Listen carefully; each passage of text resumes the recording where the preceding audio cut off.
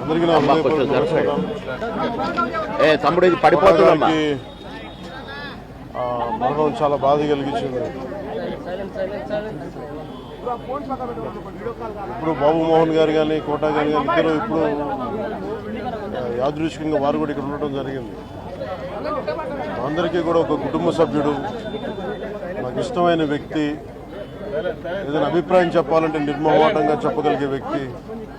ఆయన్ని చిత్ర పరిశ్రమ కోల్పోవడం చాలా చాలా లోటు, చాలా వెలితి ఉంది. ఇది లాస్ట్ మేము అథారిటీ దారేది యాక్ట్ చేసేటప్పుడు కూడా ఆయన నాకు ప్రత్యేకించి ఒకటే చెప్పారు, మీరు ఇబ్బంది పడుతున్నారంటే నేను చనిపోయే వరకు యాక్టింగ్ చేయాలనుకుంటున్నాను. అక్కడమ్మా ఇక్కడ మొట్టమొదటి సినిమా అక్కడమ్మా ఇక్కడ అబ్బాయి నుంచి అథారిటీ దారేది వరకు నాకు ఆయనతో మంచి అనుబంధం ఉంది. ఇప్పుడు 10 మంది బాగును ఆకాంక్షించేవాళ్ళు.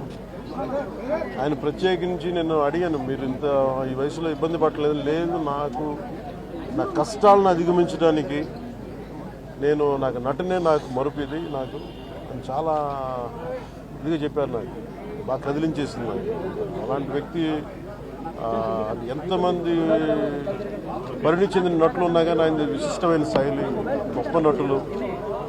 ముఖ్యంగా బాబు మోహన్ గారు, ఆయన కాంబినేషన్ మటుకు మేమందరం విపరీతంగా ఎంజాయ్ చేసేవాళ్ళం.